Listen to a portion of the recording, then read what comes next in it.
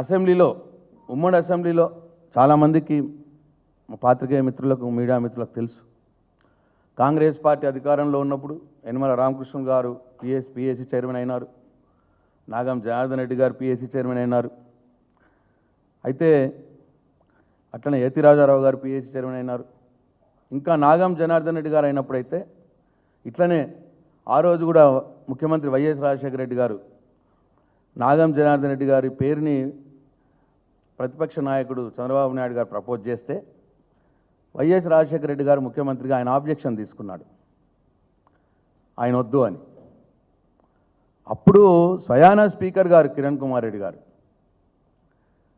లేదు ప్రతిపక్ష నాయకుడు ఎవరి పేరు చెప్తే వారికి పిఎస్సి చైర్మన్ ఇవ్వడం అనేది సాంప్రదాయం లేదండి సీఎం గారు, అది మీరు కొద్దిగా దాని గురించి మీరు పట్టుబట్టద్దు అని సీఎం గారిని ఒప్పించి కిరణ్ కుమార్ రెడ్డి గారు ఆయన స్పీకర్గా ఉన్నప్పుడు నాగం జనార్దన్ రెడ్డి గారిని పిఎస్సి చైర్మన్గా చేసినారు. ఇట్లా అదే టీడీపీ అధికారంలో ఉన్నప్పుడు గాదా వెంకటరెడ్డి గారు అయినారు, మహేశ్వర రెడ్డి గారు అయినారు. ఇట్లా చాలామంది ప్రతిపక్ష Congress party LP leader CLP leader ఎవరు చెప్తే వాళ్ళని చేసినారు. మేము 2014లో మేము అధికారంలోకి వచ్చినాక కూడా అదే సాంప్రదాయాన్ని మేము కొనసాగించినాం. అదే సాంప్రదాయాన్ని కొనసాగించి 14 to 19 మేము కృష్ణారెడ్డి గారిని, దాని తర్వాత గీతారెడ్డి గారిని, వాళ్ళ సిఎల్పి లీడర్ జానారెడ్డి గారు ఎవరి పేరైతే చెప్పినారో వారినే పిఎస్సి చైర్మన్గా నియమించారు స్పీకర్ గారు. జానారెడ్డి గారు సిఎల్పి లీడర్ ఎవరి పేరు చెప్తే వారు మొదలు కృష్ణారెడ్డి గారి పేరు చెప్పినారు. కృష్ణారెడ్డి గారు మరణించిన తర్వాత గీతారెడ్డి గారి పేరు చెప్పినారు, గీతారెడ్డి గారిని చేసినారు.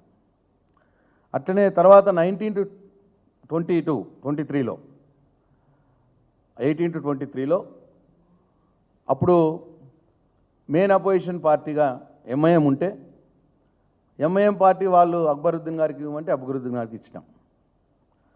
అట్లా మేము కూడా అదే సాంప్రదాయాన్ని కొనసాగించినాం. చివరకు ఢిల్లీలో కాంగ్రెస్ పార్టీ అధికారంలో ఉన్నప్పుడు అటల్ బిహారీ వాజ్పేయి గారు కూడా పిఎస్సి చైర్మన్గా ఇచ్చినారు ఆయనకి. ఇందిరాగాంధీ గారు అటల్ బిహారీ వాజ్పేయి గారికి పిఎస్సి చైర్మన్గా ఇచ్చినారు. అట్లనే ఈ 2014 నుంచి తీసుకుంటే 2014 నుంచి 19 మట్టుకు కాంగ్రెస్ పార్టీ సభ్యుల సంఖ్య 44, 545 సభ్యుల్లో వాళ్ళ సభ్యుల సంఖ్య 44. మెయిన్ అపోజిషన్ కూడా రికగ్నైజ్ కాలేదు కాంగ్రెస్ పార్టీ. అపోజిషన్ పార్టీగా హోదా రాలేదు, ప్రతిపక్ష హోదా కూడా లేదు వాళ్ళకి.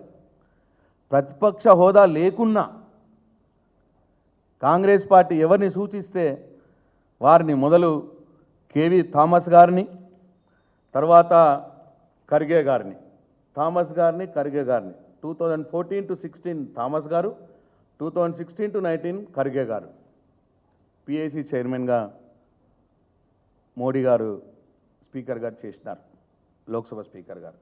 మోడీ ప్రభుత్వం ప్రతిపక్ష హోదా లేకున్నా తర్వాత నెక్స్ట్ 19 to 24 అప్పుడు వాళ్ళ సంఖ్య 54, అంటే 10%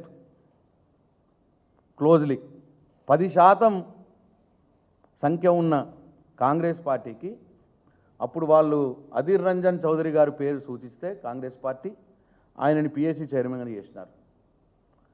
5 years చేసినారు కాంగ్రెస్ పార్టీ నుంచి. తర్వాత ఇప్పుడు మళ్ళీ 2024లో అపోజిషన్ లీడర్ ఏమో రాహుల్ గాంధీ గారు, కాంగ్రెస్ పార్టీ అధ్యక్షులు ఖర్గే గారు ఉండగా పిఎస్సి చైర్మన్గా వారు కేసీ వేణుగోపాల్ పేరును సూచించినారు రాహుల్ గాంధీ గారు.